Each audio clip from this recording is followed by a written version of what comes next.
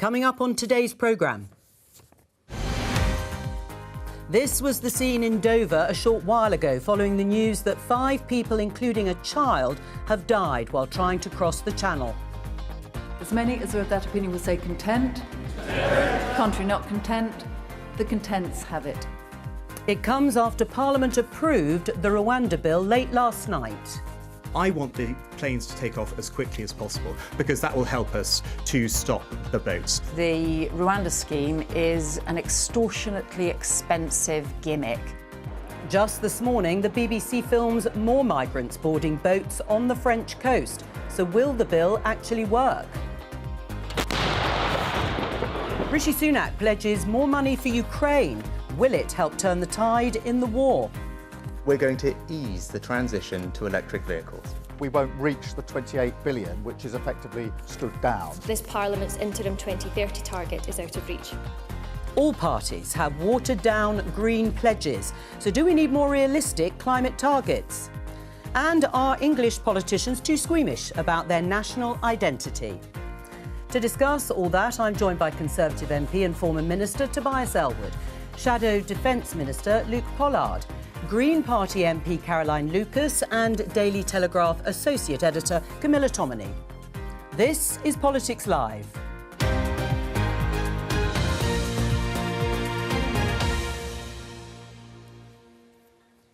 Well, as you heard there in the headlines, this morning 5 migrants have died trying to cross the channel in a small boat in the wake of the bill designed to deter people making that crossing. Well, that bill passed both Houses of Parliament last night.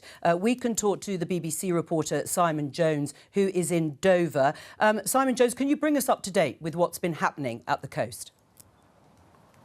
Yeah, it's been another really busy day out there in the Channel. Hardly surprising. When you look out there, it is very calm. You can see France in the distance. Perfect conditions for making these types of crossings. In the past hour or so, we've seen the border force bring 2 groups of migrants back to shore. We reckon around 130 people.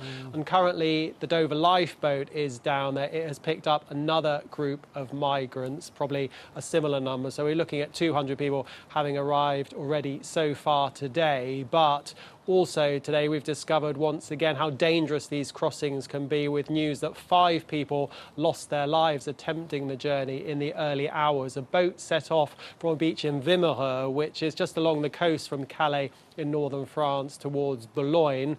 Now, we're told that boat had 112 people on board, which actually I've never heard that many people on board a single boat. It got into trouble when it got grounded on a sandbank. And then, as people were trying to relaunch that boat, in the scramble that followed, people ended up in the water. 5 people lost their lives. But we're told, although half the people on board that boat agreed to be rescued, around 50 decided no, they would carry on their journey to the UK. So a sign of how desperate people are to get to this side of the Channel. Simon Jones, thank you very much for talking to us there from Dover. And as you say, the numbers are quite extraordinary. It has been a busy morning. We can also talk to my colleague, Home Affairs correspondent Tom Simons. He's been at the Calais shoreline all morning. We've been hearing about what's been happening in Dover. You've been filming there all morning. What have you seen, Tom?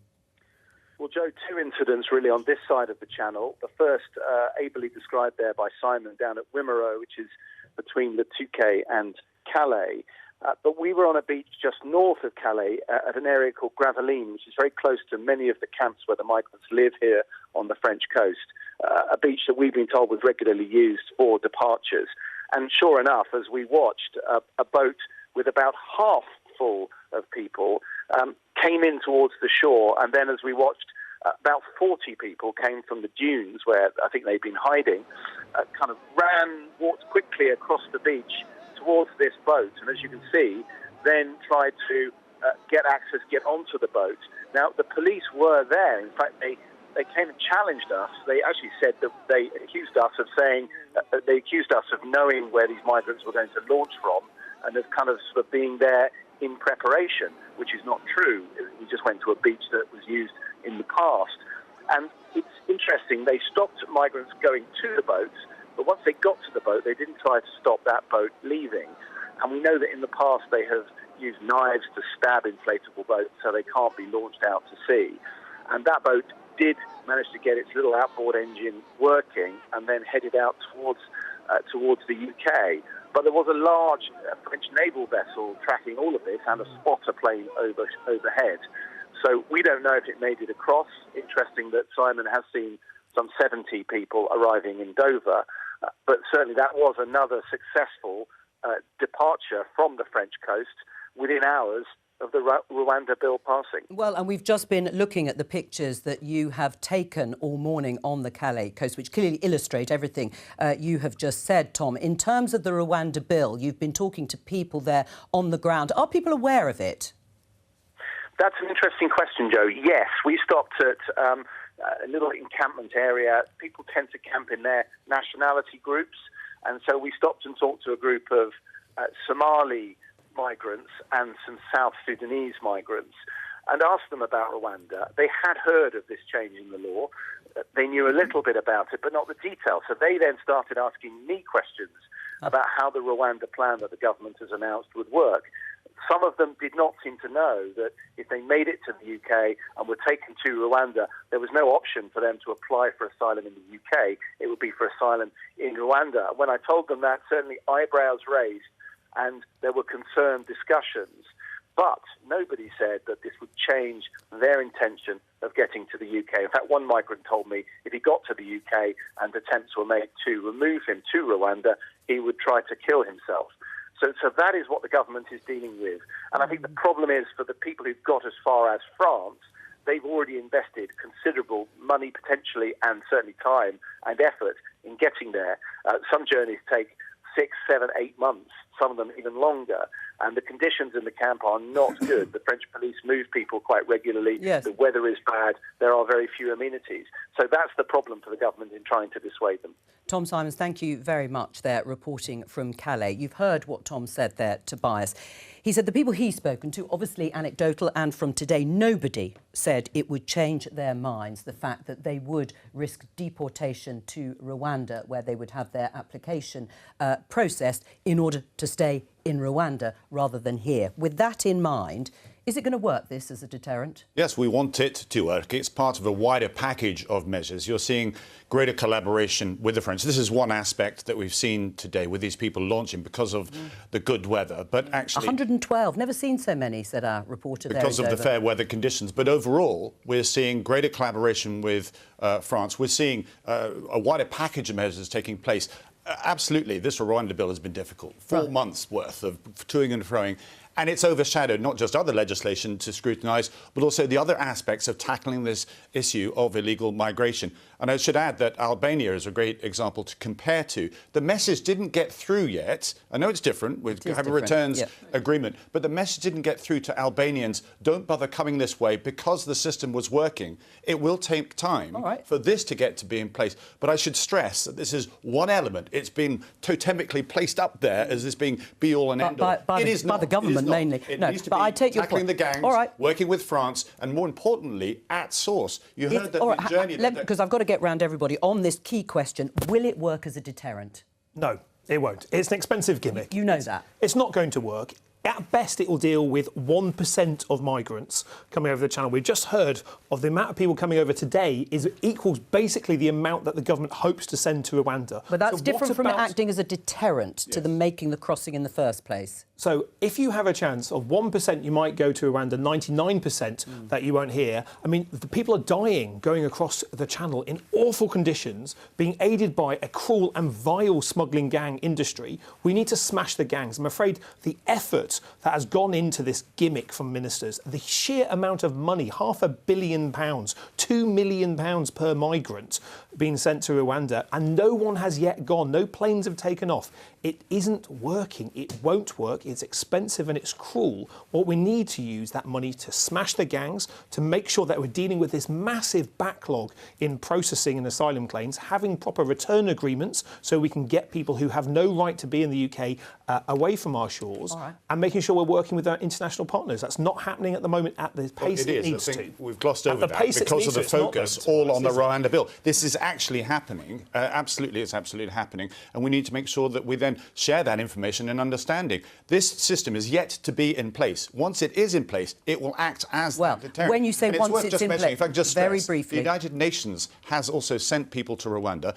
Denmark has the same legislation that we've just passed in place, and France and Germany are looking as well because they're actually dealing with a larger asylum seeker situation than we are here in the UK. Do you think it'll work? Rishi Sunak has said that he hopes the first flight will take off in July, so still some time off, and that after that, the number of people making that dangerous crossing that we have seen illustrated this morning will begin to diminish. Do you agree?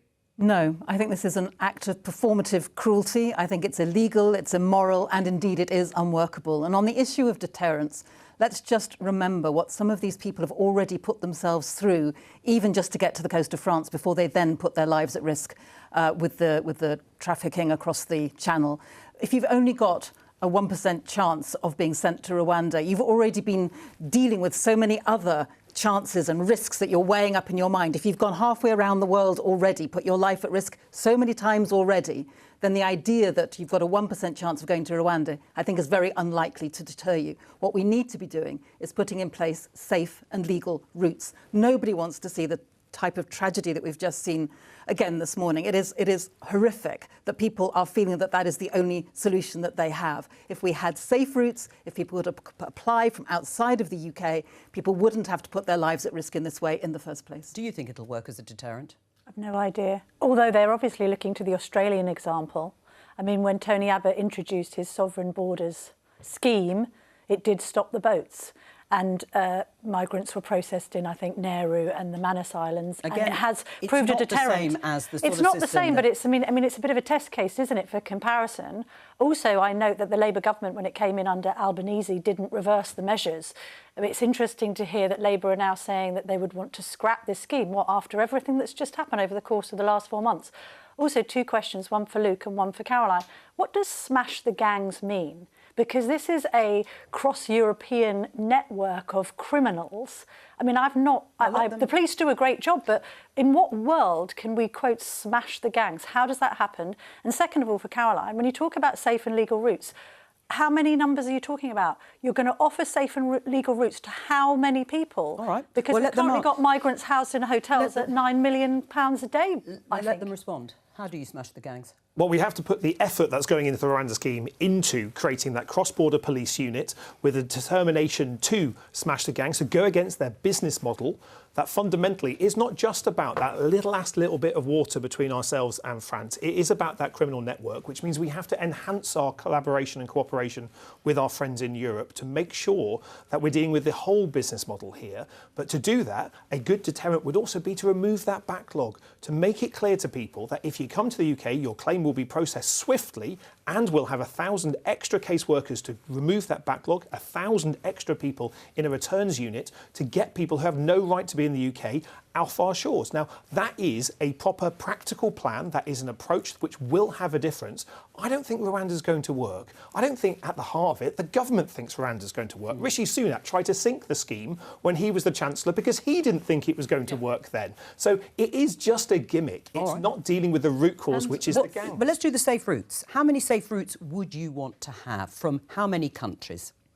Well, I think let's look at where people are coming from. An awful lot of people are coming right now from Afghanistan, and there is supposed to be a legal route, and I can tell you that that is not working. So it's there is a legal route, but whether it's working is well, I can tell you because I've got constituents, people who have been linked, for example, in my case, to the University of Sussex. They were involved in the so-called Chevening programme, a Foreign Office programme of advancing British values. They worked with the British government for many years. They were left waiting in Afghanistan in spite of this so-called safe and legal route. So you'd want a different. So I would want it to be functional. So it's not just a question of having the. And then from countries in Africa, perhaps. I think you need to look at where people are coming from. The top 5 places people are coming from are places like Vietnam at the moment because of human trafficking. You've got Afghanistan, you've got Iran and Syria. Let us look at where people are coming from and where those asylum applications are being upheld. Over 85% of those applications are being upheld because people have a legal right to be here.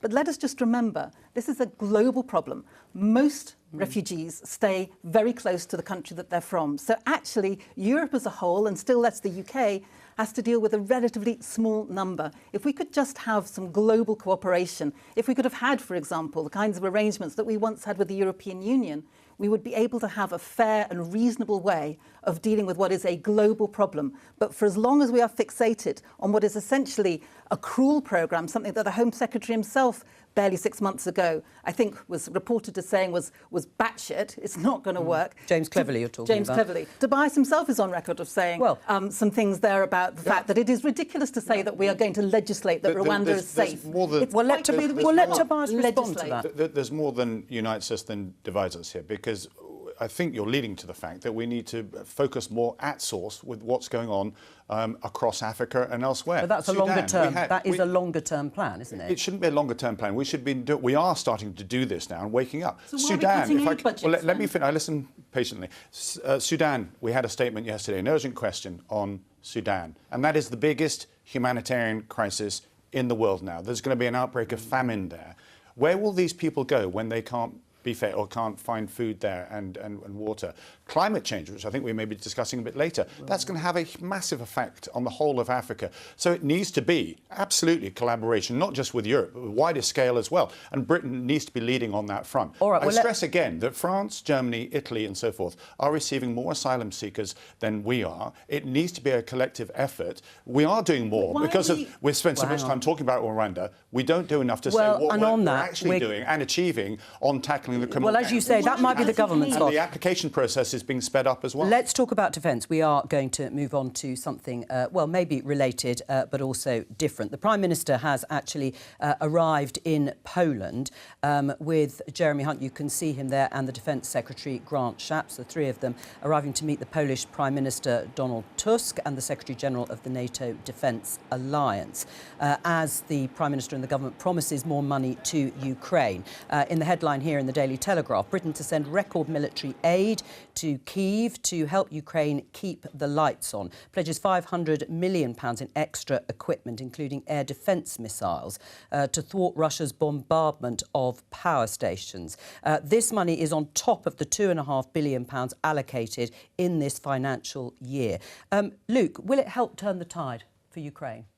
I think if Western allies cooperate and collaborate together, then there's a chance to giving Ukraine the fighting chance it needs to deter that Russian aggression. But collaborate on money in terms of more money from European countries? It's not only more money, but it's making sure that money is spent well. So after the past few months where the US has been debating whether to support Ukraine, even though Ukrainian security is American security, it's Western security, we've now got the opportunity with money going to Ukraine to make sure that actually they're getting the resources they need. But I worry about this a wee bit because we know that in the past, not all the government's commitments on the amount of money has been matched by actually spending that money because we haven't mobilised our supply chain, we haven't constructed enough weapon platforms, our supply chain and our stockpiles are too empty to not only support our own resource, our own needs, but also those of Ukraine. So we've got to motor that industrial base to actually produce the 155 shells, the missiles that we need, especially when you see the bombardment that Ukraine is under from Russia, why they're going after civilian targets, and the desperate need for air defence. That's equipment that the US, European allies and Britain should be supporting Ukraine with, but that only works if we put our money where our mouth is and make sure our industrial base is able to deliver on it. Will the British contribution help? Absolutely, but we need to recognise the scale of the threat that we're facing.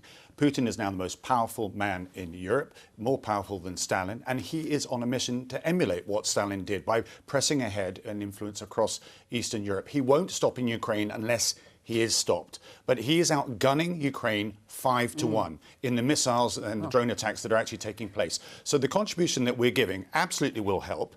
The hesitance by the United States has not helped whatsoever. Same with Germany as well, in being slow on their missile systems too. If we want Ukraine to win, then we need to do what it takes to win. If not, then we should then stop. Because at the moment, we're just delaying the potential for Russia to have a summer offensive. And as I state, Putin will not stop there. The world is splintering, from my perspective, over the next 10 years into two spheres of competing influence, because what sits behind Russia increasingly is China, and Iran and Russia are working together as well. This means we do need to increase defence spending. The additional spending here actually takes us up to 2.3%.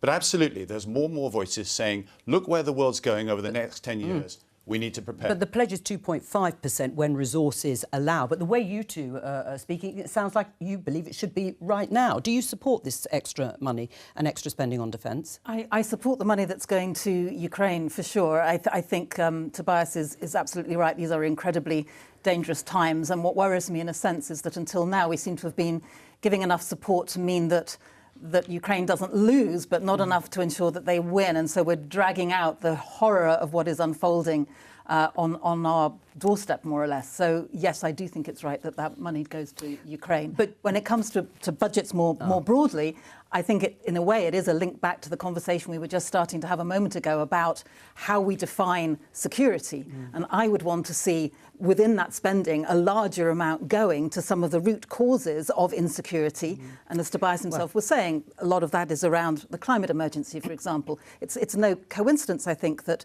6 of the top 10 risks that have been identified by the World Economic Forum are around environment, around climate, around nature, when it comes to depleted soils, famines, the kind of chaos that we know that climate change is going to bring. But that's about priorities and choices. And the politicians seem to be very wedded to the idea of spending much more on defence. Caroline is in favour of it on Ukraine. But beyond that, can we afford this extra spending? Good question.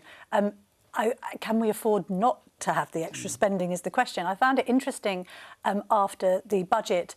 You know, Jeremy Hunt's touring TV studios, I interviewed him and I sort of said, aren't you going to up defence spending? And he said, well, we must be prudent and we must, you know, act in the national interest on the budgetary concerns. And I kind of thought, well, with the picture that Tobias has outlined there, and let's not forget that Putin is currently spending 7.5% of Russian GDP on defence, that actually there's nothing less prudent than not upping our own defences at this time. Could we also just say something about international aid, though? Because I do worry that international aid used to be something that Britain was very proud of, and we had a good story to tell about that. And now we're seeing it being cut and cut. And if we are serious about addressing some of the root causes of insecurity, then it seems to me that to be cutting our aid budget right now is not the right way forward. But cutting aid and climate change had nothing to do with Putin invading Ukraine. They have everything to do with the security risks that face us and many other people across the world. I know, but we're identifying security risks mainly, if Tobias is to be believed, and he knows his onions as a former soldier, but also somebody who worked in the Ministry of Defence. The threat is coming from Russia, China and Iran. The threat is also coming, as I've just explained, from the source of the World Economic Forum. 6 of the top 10 risks to people overall in the world are coming from environment, nature and climate. So I'm just on the priorities. I just think it's important that we take the British people with us, because often it's defence spending is often seen as something for what we do. It's wars of choice and so forth. No, the Red Sea indicated how UK's economy can be affected if we are not doing our bit to provide security, global security, because we're so globally exposed in our supply chains. Right. Likewise with those grain ships coming out of Odessa. If we don't step forward and encourage others to do so as well, then bad people, authoritarian regimes will take advantage of that vacuum that we lead. That's the world that we're now entering, which is why it's in our interests to increase defence spending, because there won't be any money for health, for education, for all these other things. Because our overall how do you take people with you? And this would be the government now. And well, hang on a second. Let me just show all of you and our guests, viewers rather, this graph, because it shows very clearly, in terms of, you've just said, defence spending is one of those things that people just think happens to some extent, separate to everything else. Now, 2 lines there. Defence is the red line, health is the line underneath. And you can see broadly from the mid-1950s, much more was spent on defence right up until pretty well the end of the Cold War, when what we call the peace dividend meant that health spending started to increase dramatically over defence right up until 2022. Are you being honest with voters about how much would need to be spent in order to bring defence capability up to the sort of levels you're talking about to meet the challenges of countries like Russia and Iran at the moment, without cutting health, for example? We've been complacent since the fall of the Berlin Wall. Okay, we've reduced defence spending because there's not been a threat. That threat has returned in many forms. That's what's actually happening now. So absolutely, it's now time to expand our defence budgets. At the price of what, though? At the price of, if you don't do it, then all the budgets will be affected because our economy will be hit. Right. Our security and our economy have a symbiotic relationship. That needs to be understood by absolutely everybody, whether you're in the Treasury. So you're going to... Would you spend less on health? Sorry? Just for example, would you spend less on health? Would you spend less on schools? Something has to give, doesn't it? Of course it does, but we're not going to be able to discuss that or come to agreement with that now. What we need to do is make the case to say that absolutely there'll be a lot less to spend. Yes, but what do you think? Where would you cut it? If you're saying you've got to have an honest conversation with people and with voters and with your constituents, this needs to be considered in a strategic form. The idea we can somehow come with the answer here today. There was a poll done, I think, in the Daily Express that said, would people be interested in paying a little bit more tax or foregoing tax cuts in order to spend on defence, given what's coming over the horizon? And absolutely, they were in favour of that. So there are other methods of ensuring that we advance our defence posture. But you could be working in precisely this area if Labour win the election, rather, in government. What would you cut? Well, Keir set out the first duty of any government is to protect the nation. And in opposition, we can't see the classified intelligence that puts where we would put what spending at what time. What we have set out is we'll have a defence review on day one of a Labour government that will set out where the challenges are and what are the resources and equipment needed to meet that challenge. But also we can change what we spend in defence. And so at the moment, we spend far too much on foreign contracts where that money could be spent on British companies, creating more jobs in the UK, having a direct straight line correlation between the defence budget and the taxes that are paid into the Treasury to support all public services. And with an economy that hasn't had the growth that we need, because effectively... You're relying on growth coming to pay for it. I think defence could contribute to that growth by spending more on British companies first, rather than buying American and foreign equipment off the shelf as a preference, because that would create more skills, more jobs and more taxes being paid in the UK. And the defence industries we have as a country tend not to be located in the City of London. They tend to be located right around the country in places like Plymouth that I represent, places that don't get other types of big industrial investment. So it supports regional growth and addresses regional inequality as well. Right. Do you admit also there has to be an honest conversation with people about the trade-offs? Because there would have to be trade-offs. We have to have an honest conversation. I think the element that I would introduce into the conversation, which has been singularly lacking so far, is where else we can raise revenue from. And of course, Labour is refusing to go anywhere near the idea of some kind of wealth tax. The Green Party is perfectly upfront to say that those people who are on very high incomes could be paying more. Why do we also have a situation where income is taxed so much and assets are not? Let's have that honest conversation. We need to have that conversation because at the moment there are huge numbers of callings on all of our budgets. You know, we know that the NHS has the huge waiting list, the education, our schools are crumbling. Climate, I want to put more money into that. So of course we need that conversation. But let's make sure as part of that we're also talking about revenue raising as well as simply about cuts, because we can't do any more cuts. Green's top priority for spending, if you had a wealth tax, wouldn't be defence, would it? It would be security. You seem to be very obsessed with the very narrow definition of security in terms of a defence budget and more missiles and more bullets. I would certainly say that security in its broadest form would be absolutely one of our priorities. But the party has changed its policy with regards UK membership of NATO, hasn't it? It used to be opposed, and that's changed, hasn't it? It has changed. Why? Yes. Because, as Tobias said, the world is an awful lot more dangerous right now. Longer term, we would love to see us move towards an organisation that was more like the OSCE, the Organisation for Security and Cooperation in Europe, a wider grouping. We certainly don't like the fact that NATO has a first-use nuclear capacity. We would want to change that. But ultimately, right now, we recognise that it's not the time to be suggesting that we leave NATO. Well, let's continue with the theme of climate, at least, because as you saw in the headlines at the beginning of the programme, there have been a few examples of politicians recently from different parties watering down their targets and policies on climate change. Let's take a look. The test should be, do we have the fairest credible path to reach net zero by 2050 in a way that brings people with us? Now, since I've become Prime Minister, I've examined our plans, and I don't think they meet that test. We won't reach the 28 billion, which is effectively stood down. I think most people understand that adjusting a plan when the circumstances change, here the damage to the economy, is a perfectly sensible thing to do. This Parliament's interim 2030 target is out of reach. We must now act to chart a course to 2045 at a pace and a scale that is feasible, fair and just. Well, that was the Scottish Government there. Finally, are those climate targets, because we heard there from both the Government, Labour and finally the Scottish Government, are they just unrealistic? No, I don't think they're unrealistic. I think the difficulty is that the effort into delivering the targets hasn't been there, and that's been exactly the problem in Scotland, where you started talking about the Scottish Greens obviously being in an arrangement with the SNP and the Scottish Government.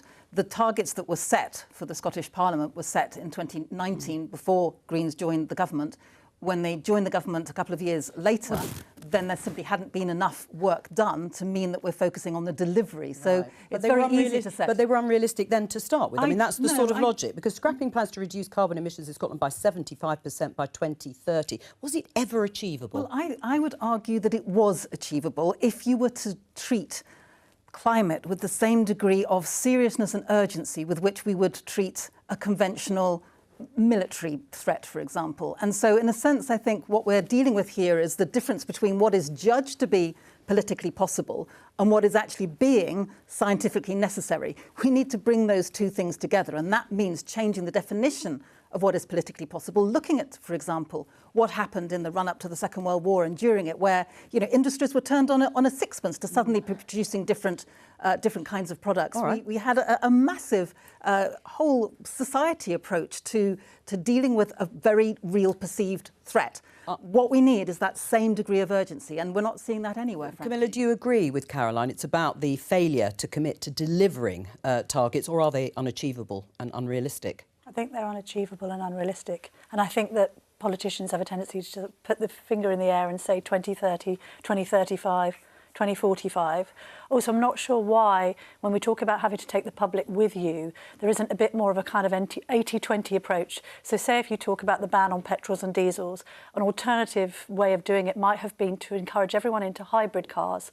80% of their journeys are then charged at home. 20% when they have to go further afield are petrol, but we've done 80% better than we were doing. But instead it's all bans, stop, arbitrary targets, and you can't take the public with you in that regard, because quite understandably they're very worried about the ultimate cost of this. I still can't get any politician, by the way, to answer the question of how much will it actually cost taxpayers to decarbonise Britain by 2030, 2045, 2050. We can never get an answer to this question.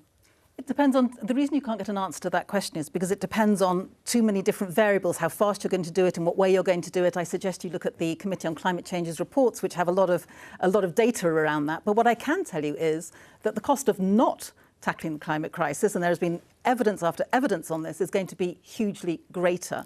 Where I will agree with you, if we're going to bring people with us, then absolutely the finance needs to be up front in order to enable people to make the transition. So on the famous issue of shifting to lower polluting cars, then a more generous scrappage scheme should certainly have been part of that transition. Otherwise, there will be a small number, but nonetheless, for the number that it affects, it's a real issue. Otherwise, they will be disadvantaged from that. So social justice, fairness, has to be at the heart of the environmental transition. Because CO2 emissions now, I understand, are lower in the UK than they were in 1879. So we are making progress. Sometimes some of this talk, it doesn't take into account for how much the British public have done since awareness was made. Well, I do look at the science, but I'm just talking, you're sort of speaking this kind of very doomsday negative way, as if we haven't made any progress on this issue at all. I'm not talking about doomsday. We've made huge amounts of progress. Meanwhile, China has pumped out more CO2 in the last 8 years than Britain has since the Industrial Revolution. Can I reply to that? So we need to be realistic in response to the voters being taken forward with these policies. All right. Can I say, first of all, on China, that a lot of the emissions in China are actually associated with creating products that we then import into our country. So a lot of our decarbonisation has been at the expense of Can I just finish? Has been at the expense of outsourcing our emissions and production to countries like China. I will agree with you, this shouldn't be a doom and gloom story, because there are huge opportunities here for investing in a greener future. Why wouldn't we want a situation where people's homes were properly insulated, something which this Tory government has managed to fail to do over 14 years? They've not even been able to introduce a home insulation programme on a street-by-street basis that would ensure that people's fuel bills were lower and ensure that they had more money to put on the table for food and other things. Right, So let me... There is a real good news story here that we could be pursuing. But when Camilla says, we've made lots of progress, what really matters, we've made some progress, what really matters is how much is still there to be done. If we are still on course for a world that is going to be heating by 2.5 or 3 degrees, then it doesn't matter how much we've done. What matters is how much there's still left to do, and therefore we need urgency. How disappointing was it when Rishi Sunak decided to delay the ban on the sale of new petrol and diesel cars by 5 years and pushing back the net zero goals, and then the same with Labour in terms of saying they were going to commit to £28 billion a year on investing in climate change policies? It's now going to be £5 billion extra, this is. What does that do? Yeah, I mean, it was a very difficult decision. It's put us in alignment with what France and Germany were doing. That was the trouble, is that we were actually trying to pioneer ahead, and it was then infecting our economy. This is Camilla's point, is that you have to take the nation with you. We've had a good story to say so far, but we need to absolutely go further. We've cut our emissions since 2010 by 40%. I looked this morning at the National Grid Live. 35 gigawatts was required for electricity, 35% was gas generated. The rest was very much generated by clean energy. But we need to do more. We've got modular nuclear reactors coming online, more offshore wind farms. But just as a principle, are targets worthwhile? If they're not going to be reached, if they become unachievable because there isn't the commitment to achieve them, is there any point in having them? Well, that top target hasn't disappeared of 2050. Yeah. What we may need to consider is what are the interim targets. I did pose this question to the last Environment Minister. And if we're going to go down the route, it probably requires a collective cross-party agreement, because otherwise it does become this political football. Luke? Well, I think the 2050 target is still the right target for us to have. And it's not just about carbon, it also needs to be about nature as well, because taking people with us, it's much easier for people to understand what a tree and poo in rivers looks like. Well, sewage in rivers is a huge issue. Then it is necessary to talk about the tonnes of carbon. And that's why we've set out not only a green prosperity plan that deals with decarbonisation, a clean grid by 2030, more jobs in renewable offshore industries to be able to cope with that, but also set out plans to take people with us on nature as well. Now, that together is a really important place. But I would love us to go faster and further. As an environmentalist, this matters to me. But I recognise that after the economy was crashed with Liz Truss, there are things that we can't do now that otherwise we would want to do. And I think it is better for us to be honest with people, to say we want to do these things, but we can't afford to do so, and promise what we know we can deliver. Keir wants us to over-deliver on those promises, but it's so much better to take people with us if we're clear about what we can deliver and not over-promise and undeliver. Just before we move on, should your sister party in Scotland remain partners in government following the decision? You won't be surprised that I'm not going to answer that question. How can I? It's another political party. What do you think? It's for them democratically to decide, is what I think. Let's have a look at this headline in the Daily Telegraph. Labour is now the true party of English patriotism. I have no time for those who flinch at our flag. The cross of St George belongs to all who love this country. So says Keir Starmer, leader of the Labour Party. Do you agree with him? I agree that the flag of St George should belong to all of us. I think that what's very interesting about his article when he says Labour is now the true party of English patriotism is that the whole article throughout it completely confuses when we're talking about Britain and when we're talking about England. And I think that is part of the problem here, that too often there's this elision between England and Britain, and too often that story of England is dominated by those who are cheerleaders for Brexit or imperial nostalgia or exceptionalism. And that's why in my book... Well, we can show you here. It's actually covered here in politics.co.uk. Caroline Lucas, extremists on the right have hijacked Englishness. The left must reclaim it, as part of your book, Another England. What do you say in response to what Caroline's just said? Well, I'm proud to be English, and I think it is possible. In fact, actually, most people have multiple identities at the same time. So I identify first and foremost as a Janner. I am proud to be from Plymouth. I'm proud to be English. I'm proud to be British at the same time. And I think within our union across the UK, we can have people that are both Scottish and British at the same time, English and British at the same time. I think Englishness has a unique flavour to it as part of that mix. And I think it's good that Keir and the rest of the Labour Party are setting out that we should be proud of our country. We should be hopeful about things. That doesn't mean we can't critique things that aren't right. We should have that hope that we can get to a better place for everyone in our country, where identities, be it British, English or whatever, are inclusive identities that celebrate the diversity across our country. That, I think, is a better place to be. Because if we don't do this, and this is important, then it's the far right that claim those flags. It's the far right that get to define what does Britishness or Englishness mean. And actually, I think it is about time that the left, indeed that's why Clear is doing this, make that case for Englishness, for Britishness, for patriotism, for pride in where we are, but have that relentless focus on what we could be doing better as well. Exactly. I mean, recognising that patriotism isn't about saying that your country is better than all other countries, that you love your country, you recognise where it can do better. And one of the things I look at in the book is the difference between Rule Britannia and that kind of sentiment versus Jerusalem. In Jerusalem, what we're talking about there, what Blake was talking about, was building a better England. And that's what's so exciting and inspiring about that poem. So what I'm simply saying in the book really is that the UK itself, its future of it could be in doubt. In a generation, in a generation's time, it's not unbelievable that Scotland could be independent. If you look at things like the demographic changes, for example, in Northern Ireland, we know we now have Michelle O'Neill from Sinn Féin, saying that by 2030 there could be a referendum there on the reunification of Ireland. So you're trying to anticipate that in a way by trying to get around this issue of identity of being English? Exactly. I want us to start focusing on what does it mean to be English and how can we make sure that if that happens, the England that we are left with is a country that we can feel proud of and good about, rather than feeling that we don't even have the language to discuss it. And do you consider people who are nationalistic in Scotland to be as jingoistic as English people who celebrate their history and are patriotic in that regard? Do you put them on a par? Because I just find it interesting, you know, it's St George's Day today. Funnily enough, it's my late mother's birthday. She was very proud to be born on St George's Day, and she loved Shakespeare as well. Shakespeare as well. She loved that, and of course company. she loved Jerusalem, and it was sang at her funeral. And so she encapsulated sort of born in Yorkshire, all the rest of it. But it's like there seems to have now, and maybe it is that past association with the BNP and others, that being proud of being English has become this negative thing that we would never ascribe to anybody who was in Scotland being proud of being Scottish, or anyone in Wales being proud of being Welsh, or anyone in Northern Ireland being proud of being Northern Irish. And I don't know why there's this sort of feeling of shame. There needs to be some shame associated with celebrating in England's illustrious past. Yeah, like all countries, England got some things wrong, but it got a hell of a lot right. And I don't think it's sort of, you know, unduly, this correlation with Brexit, you know, it's associated with something aggressive. It's not aggressive, it's just celebratory, surely. Tobias? Well, firstly, on the nationalism, patriotism, patriotism's good. It's about being positive, and we support Britain, we support England, and wherever you're from. I'm from Dorset area, Thomas Hardy country. Very proud of that, and there's nothing wrong with that. Where I think you're alluding to is nationalism, which actually is not only your love of your own, it's the hate of others, and I think that's negative. That's not good for politics.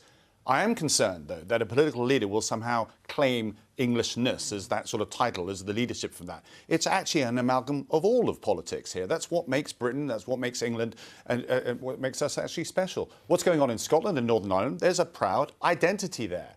My own gut feeling is that people want to remain part of the Union, but also have their own sub-identity as well. But it's interesting, isn't it, with England, that we don't have those political institutions with which to express that identity. So now in Scotland, you've got the Scottish Parliament, which I think you could say has helped people in Scotland feel a pride in their country and feel a Scottishness. They had it before, obviously, but it's a manifestation of that. And similarly with the Welsh Assembly and so forth, Stormont in Northern Ireland. And it is interesting that here in England, we don't have any institutions to express that Englishness. And then sometimes I think that means that it's even easier then to muddle when we're talking about England, when we're talking about Britain. We assume that what's good for one is good for the other. And I think there could be some benefit in having an English Parliament where we could focus on issues in England and then have Britain as the overarching federal structure, if you like. All right, well, I think that's a good point to leave it. But thank you to all of my guests for joining me today. I will be back tomorrow with more Politics Live. And, of course, it's Prime Minister's Questions tomorrow. So we'll be on air from 11:15 until 1 o'clock. So please do join me then and my guests. But from all of us here, bye-bye.